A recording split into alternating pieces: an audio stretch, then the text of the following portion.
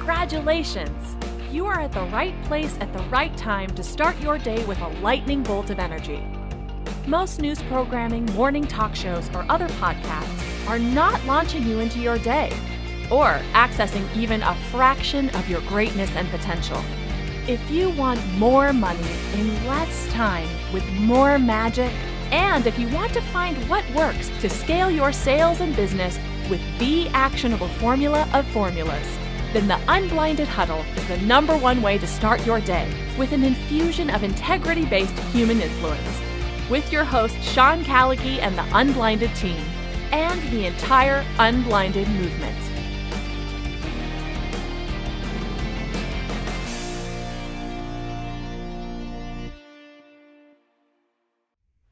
Hey, good morning, everybody. Hope everybody is doing well on this fun Friday. It's been, I'm sure for many of you, another very intense week of focus, of effort, of energy. I want to thank all the folks that were at the Unblinded Galvanizer last evening and contributed so amazingly. And Fernando, as we drop in on this fun Friday, what are your thoughts on last night, how this week is shaping up for all the folks that are in the Unblinded Accelerator and the Mastery Program? What are you thinking about? What I'm thinking about is, the words that come to mind is tipping point. For a long time, not for a long time, as this movement has started, there's been like jokes like, hey, can I get like a dictionary so I can understand all these words?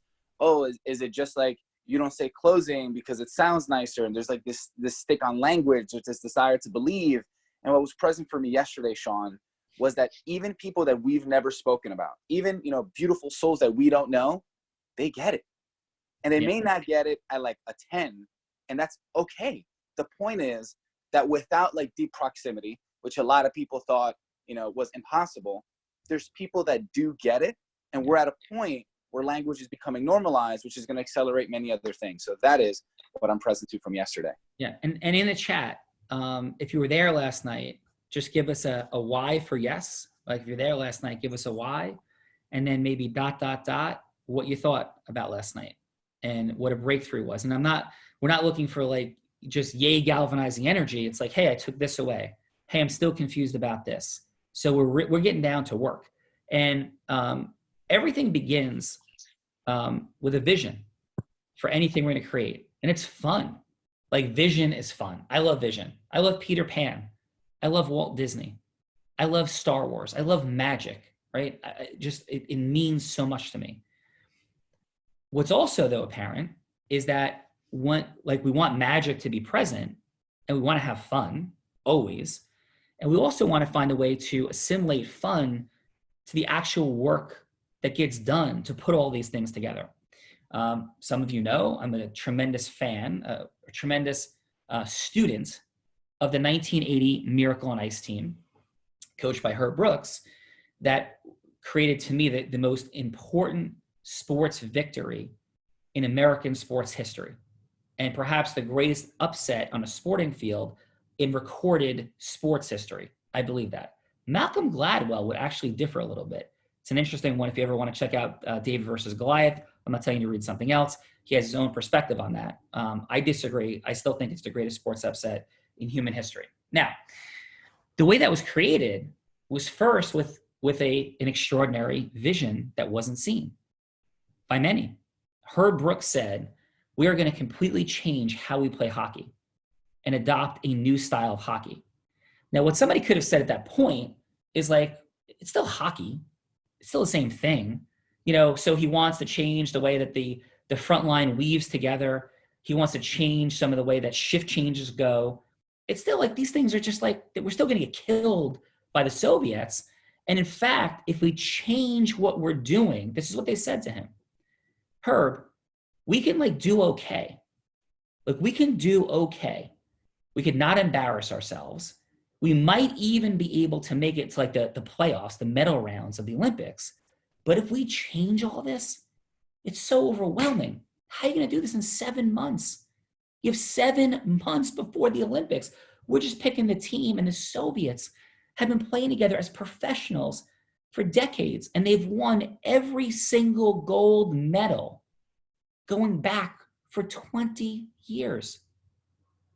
The last time they didn't win the gold medal was in 1960. And the team you didn't make, by the way, last cut, that's a different story. But the Soviets have won in 64, 68, 72, 76, and they're going to win it in 1980 this year. We're not going to win the gold medal. And now you're going for this fanciful, crazy, stupefyingly insane dream to like change all these things. No way, we're going to get killed. And not only are we going to get killed by the Soviets, like we might be able to beat Sweden. Sweden's going to kill us. Heck, we might even lose to like France in hockey. What a disaster. And what he said was, you're not seeing what you're not seeing. And I appreciate your opinion, but we can't even have a conversation because you just don't see what I see. And this is the way through, even if none of you believe it. And then on the very first day, and this is for you and your 10 by 10 and where you're stepping in right now. See yourself through this prism. See the conversations you're having with people, the lack of understanding, but what's at stake and what's on the other end as well. Because Herb Brooks could have easily said, okay, I'm going to play it safe. It's pretty cool that I got to be the head coach of the Olympic team. It's amazing for my resume. You know, I'm a college coach. I'm a super successful college coach, but this could take me to the NHL. I could write a book. Yeah, I'm an Olympic coach. My God, what a dream come true. He committed to a vision. And the vision was win a gold medal. And do it the only way, not just win a gold medal, change the trajectory of where America sits and stands. Teach these young men how to see what's possible when they don't think anything is possible. And he could easily have succumbed 97 times, including when his assistant coaches, when he was making people do drills and breaking them down psychologically to align together and with the vision, he could have succumbed when the coach said, Herb, like, enough, and challenged them in front of the team. And he said, again. And in that moment, every player in that team hated him. Every player did not believe in him. His wife didn't believe in him, as he was pot committed and not being the same person at home as a father he had been. Nobody believed except Herb Brooks because he saw what he saw. He understood the math. He understood the progression. He understood the logic. It wasn't like, hey, I'm going to jump off the building and fly. He had science behind him. There were specific reasons why he was doing everything, and he just needed to bring the team along. And then it began. And the first thing that happened is they aligned as a team because they were divided. They were divided because they had competed against each other in college. Boston and Minnesota represented University of Boston, BU, or Boston University, and Minnesota. These two schools were arch rivals. And first, he had to break down their identity as separate and bring them together as one. And then and only then could the system start to work. And could they begin learning the system? Because at practice before that, they were about shooting and scoring, about going coast to coast, about beating one another and showing their skill sets, showing off, having primacy, significance. They weren't about the system.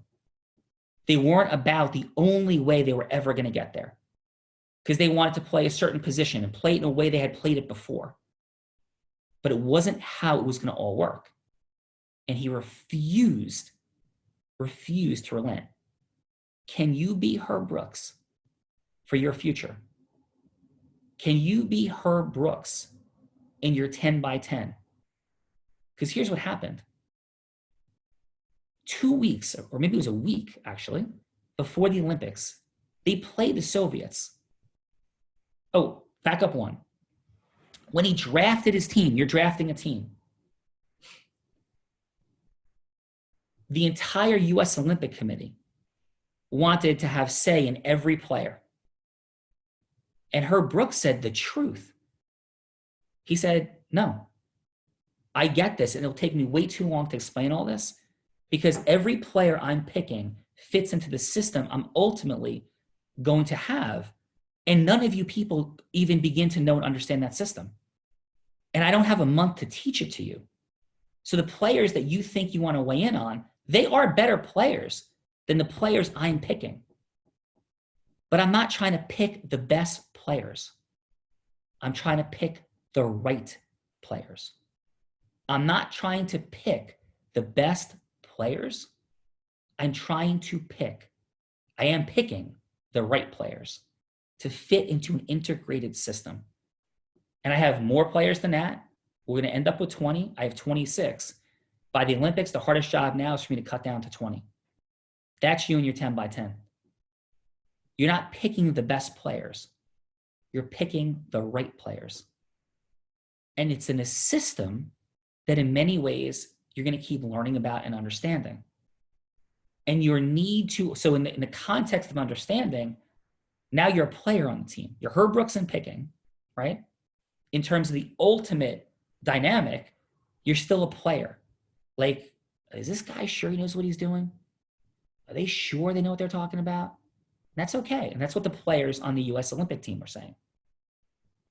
And they were still saying it, especially when a week before the Olympics, they played the Soviets. And they got beat 10-3 at Madison Square Garden. They were humiliated, destroyed. The goalkeeper, Jim Craig, I mean, pucks were flying past him like selfies for Fernando back in the day.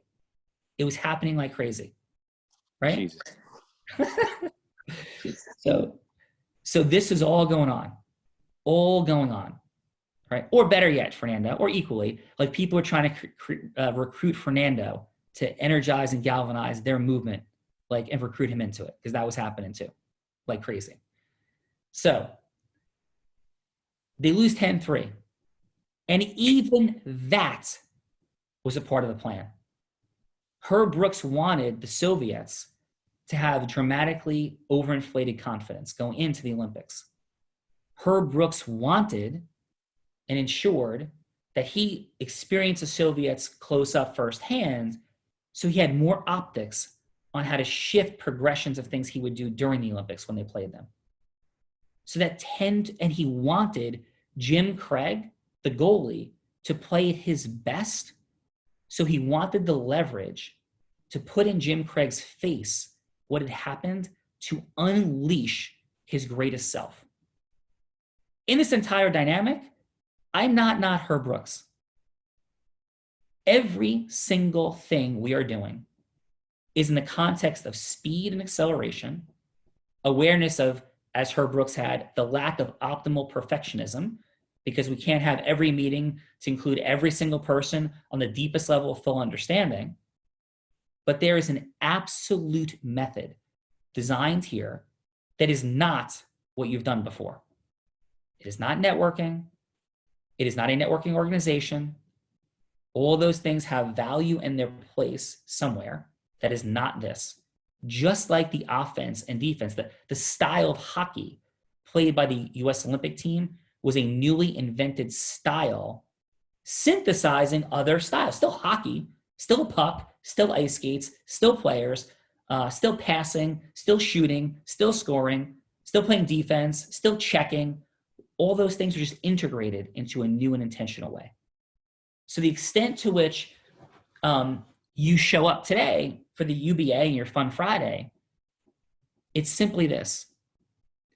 Where you're going is exactly where you want to go. And you could either do the sprints on your hockey skates, you can recruit the players, or you can succumb. You can succumb to your comfort zone. You could succumb to the confusion and misunderstanding of others, just like Herb Brooks could have with all these hockey geniuses on the US Olympic Committee that said, what is this maniac doing? What is he talking about? This is ridiculous. Or you could align with a vision to go create the greatest thing you could ever possibly create for your business. The depth of these relationships, how they will function and work, realizing that you still don't even begin to know what you do not know.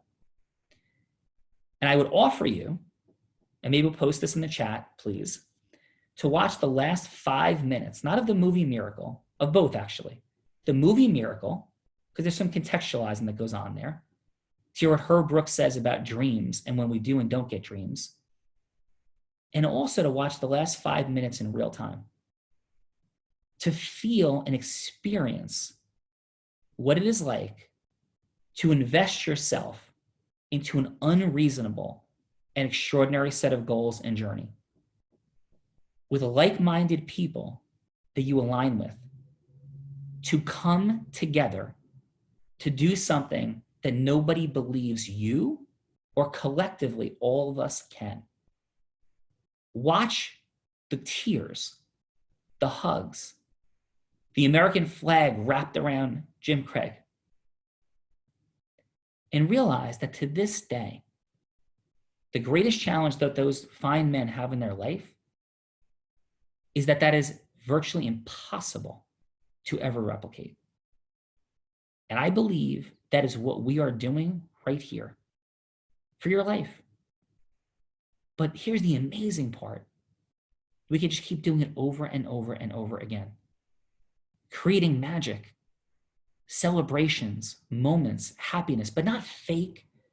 Not just like, yay, Coach Herb Brooks, yay, US Olympic team, but through actual victories, through wins, through money, sales meetings, sales, houses, contributions to charity, freeing girls from sexual slavery, Jacqueline Franchetti getting laws passed to protect children, having Kirk Adams, the American Foundation for the Blind, change that unemployment rate, the original vision of Helen Keller and others. That's what's at stake for all of us. That is why nobody can remotely impact me from this vision. I don't care who it is.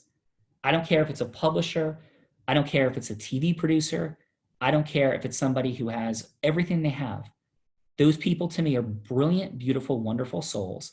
I listen to them, as Herb Brooks did, in listening to the input of the Olympic Committee and some of their words, but filtering it through the prism of what he was absolutely certain of. We can't win any other way, right? Not the way I want to win. Like, we can beat Sweden, maybe. We could certainly beat France, but we're never going to have all of it. And on a final note on this, and then let's see if anybody wants to come live from last night and share anything. Bruce Springsteen talks in the song Growing Up about his life.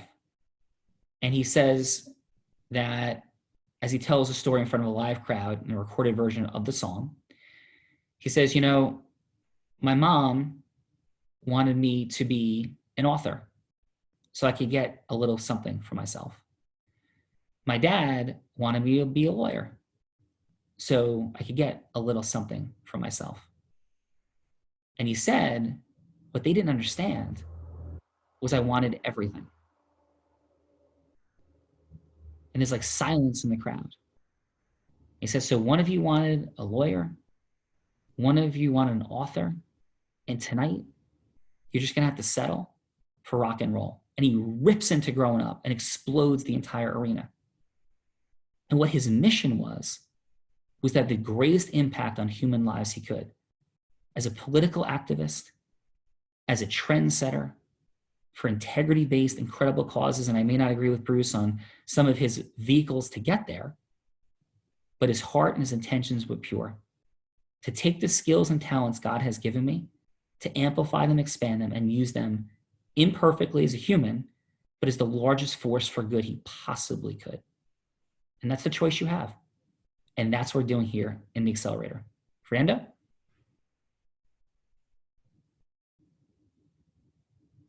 Well, there's a lot there. And I definitely want to give the opportunity, you know, Jared, if there's anyone that'd like to share. There's just one thing that comes up for me. And I can talk, you know, dissect and a lot of the things you said. One of them, it's not about picking the best people. It's about picking the right people. And as I, you know, reflect on the 10, you know, there's some names on there. They're like, whoa, you know, so many of those names are on people's wish list. And what I think about as I like digest and I think deeply in the mornings and at night, how we're going to build this 10 by 10, I think of people like Callagy and I think of Elle Anderson, who are, you know, truly remarkable in two things that I think is criteria, I believe actually, is criteria for choosing the right people. And that's time integrity and work integrity. And as I share that, and I share it in my mind, I realize that language is so powerful because, you know, there's hundreds of people on this call, and time and work integrity means 100 different things to everyone on this call. And it's such a beautiful, beautiful gift God gives when you find other people in the world that not only speak the same language, that also understand it the way that you want it to be understood. So as I think about the best and the right, I'm so grateful for the people that are around me. I'm so grateful for what we're doing. And I'm so grateful that we're teaching this message, because it's not about the best people. It's about the right people. And I say we have Tony get up and grow here. So brother, I will pass that microphone over to you. Welcome. Hey, Happy Fun Friday. Thank you. Happy Fun Friday to you. Hold on, let me turn my camera on. Where's my camera? Sorry, my camera seems to be off.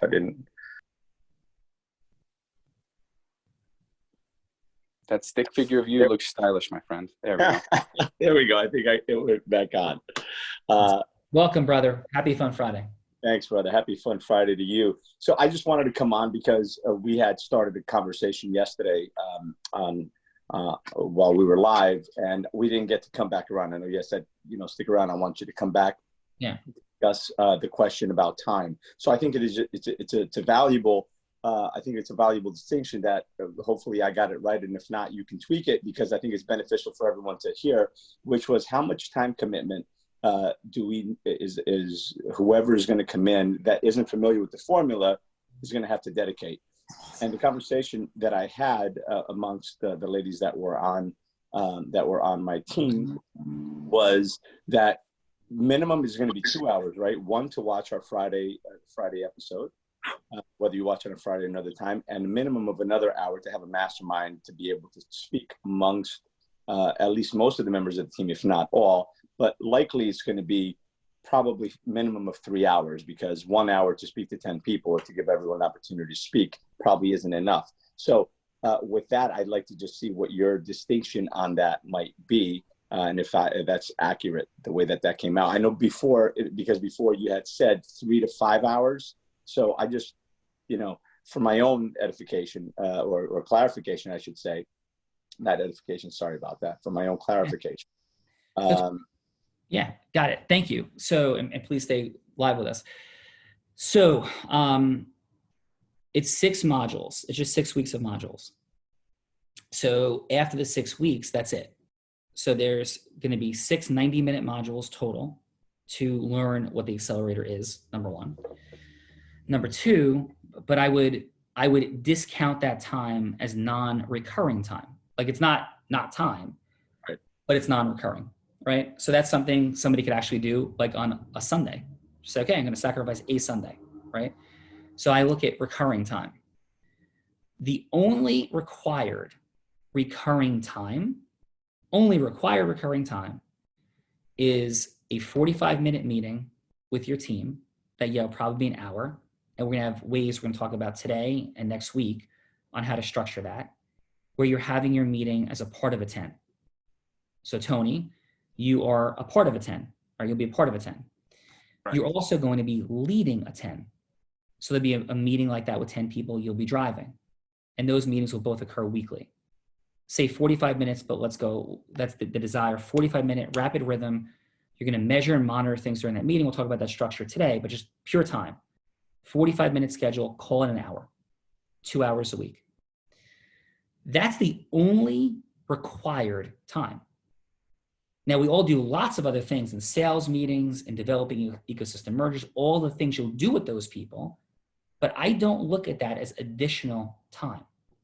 I don't look at it as additional time, recurring, because we're building relationships anyway. So it's a choice of like, then, okay, now which quote unquote networking time, it's not networking, we'll call it ecosystem merge time in our language, but if somebody saw it that way from before, they would say, what other networking time do you spend?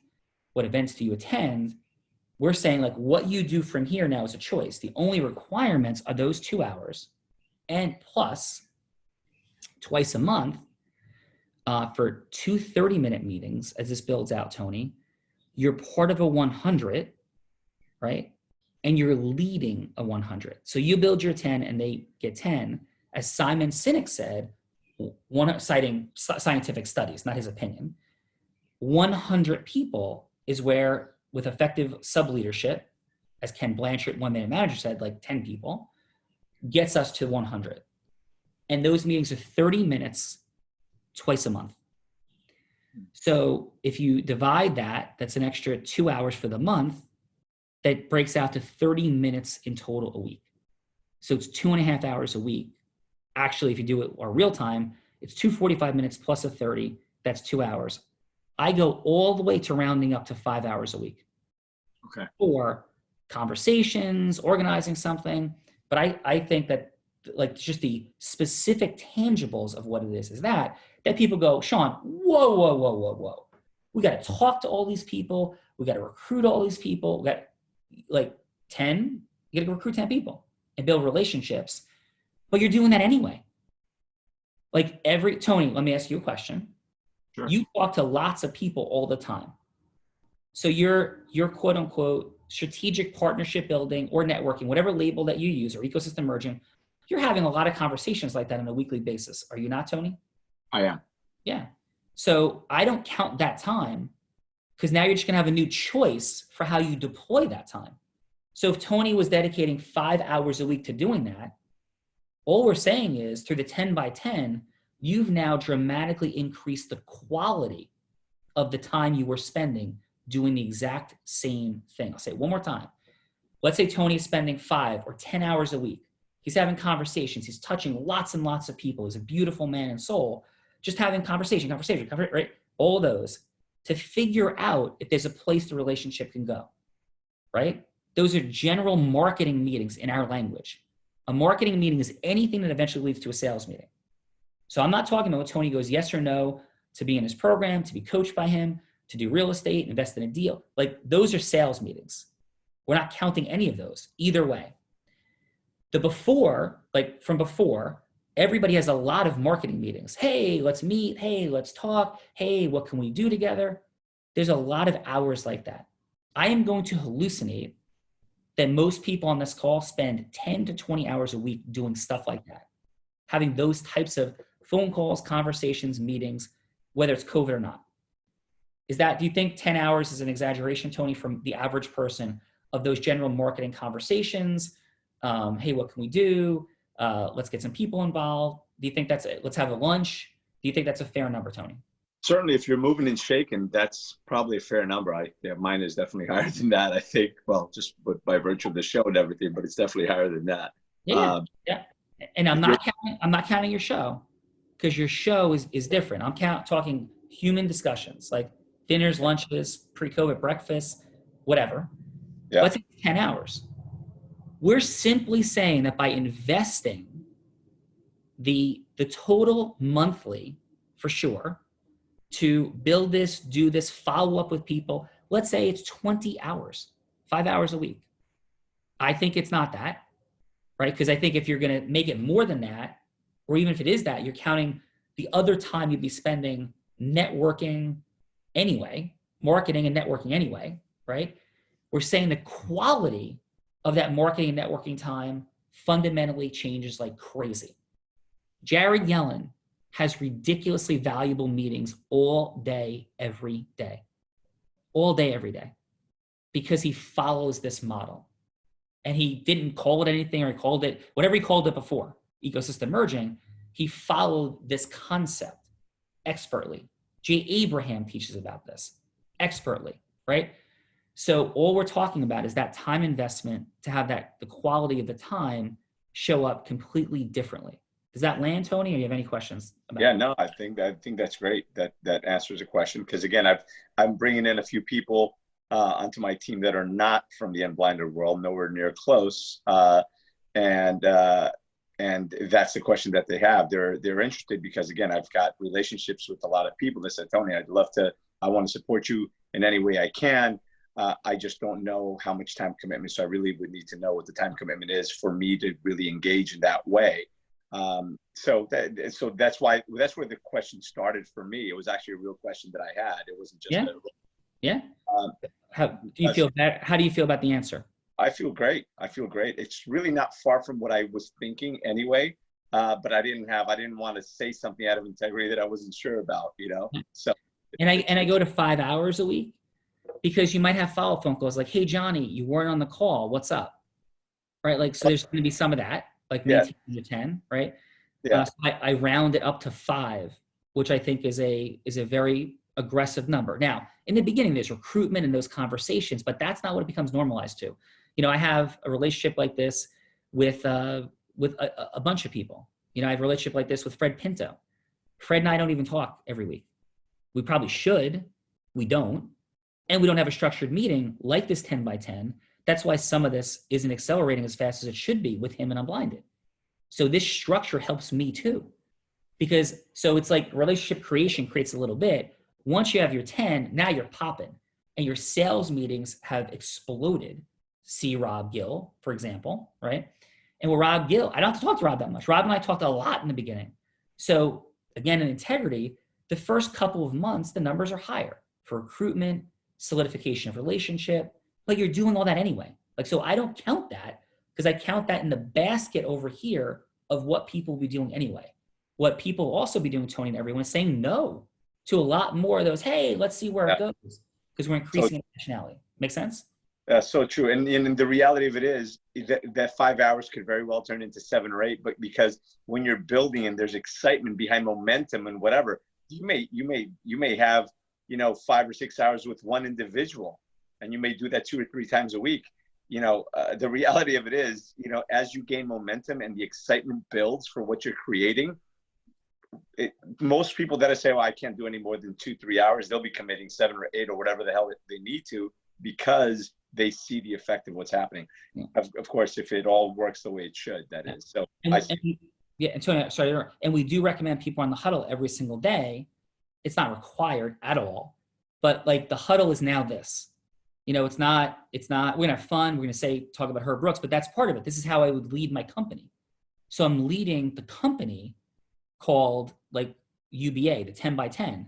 Like it's being led here. So this is like, here we are, leadership is present, grounding people. This is what I do for my law firm every day. Have a huddle to start the day. So it's like, hey, huddle, start the day.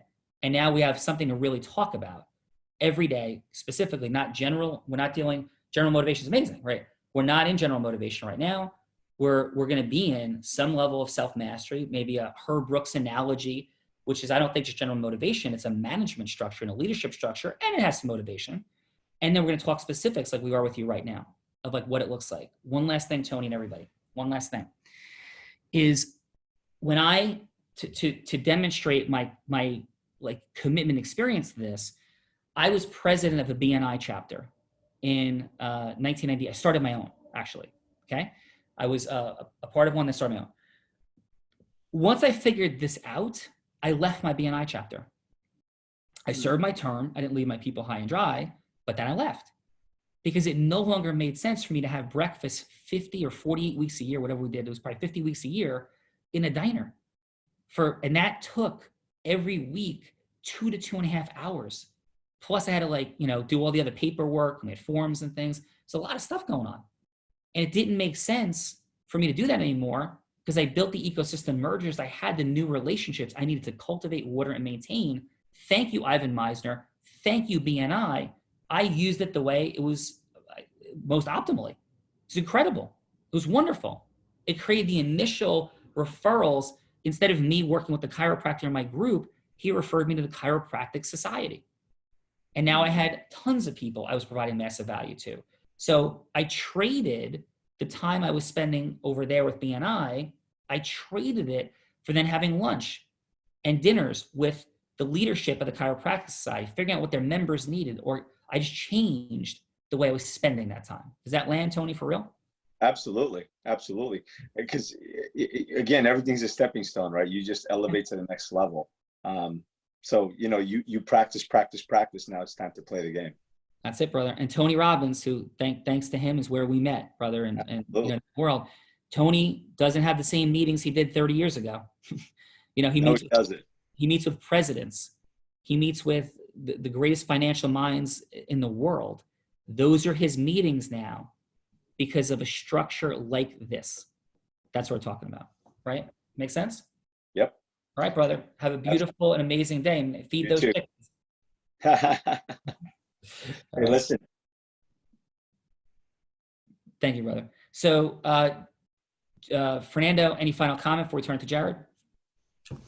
Final comments. What's present for me is the reality of depth, of truly building relationships and truly stepping into leadership. What's present for me is the time it takes and just the beautiful structure we have here in which to accelerate it. Jared, final. Awesome. And great job, everybody. Wonderful engagement in the chat. Just want to give a shout out to our Real Raw role play today at 3 p.m. Eastern time. Two extraordinary entrepreneurs. First, Joshua Lee. Joshua is an entrepreneur, business owner, author, coach, and marketer. He works with clients such as MySpace and Google, managing over $100 million in advertising, spending, and controlling over 35 trillion online impressions. And he will be up against Greg Wells. His marketing agency specializes in LinkedIn lead generation for coaches, consultants, and software companies. He is considered to be the world's #1 LinkedIn copywriter. So these two gentlemen are coming to play. The registration link is in the chat on Zoom if you're watching on Facebook Live. It is in the caption. In addition, today at 1:30, we continue with the Unblinded Business Accelerator. If you've not signed up, sign up. You are not behind. You can go at your pace. The key is to go at some pace. So sign up at unblindedbusinessaccelerator.com. Today, we'll be talking about the rhythms and rituals you will set for your 10 by 10, what you'll be measuring and monitoring. And we'll also talk a little bit about what it looks like to market together. We call it merger marketing. That is happening today at 1:30 p.m. Eastern time. It's a 90-minute training. Please show up on time. We will start on time. Back to you, Sean, for final. Yeah. Thank you, Jared. We're also going to touch on the Real Raw a bit today, Matt, as well as the structure of a meeting to make sure people are accelerating and understand those dynamics. Have a beautiful and incredible day. Happy Fun Friday. Awesome job. Now it's time to break through and crush fear and distortion. What is the one zone action step that will help you most today to make more money in less time and with more magic, and contribute value to the Unblinded ecosystem? After you crush it, then head over to our private Facebook community at www.unblindedmovement.com to share your big win for the day. If you feel great about the Unblinded Huddle, please share your win for today and any questions you may have for us, along with a 5-star review so we can reach more like-minded people like you. And if you have not already subscribed, please visit www.unblindedhuddle.com to be part of our live ecosystem audience for each morning huddle so that we can help you see what you don't see about the fun, excitement, and magic of exponentially growing your sales.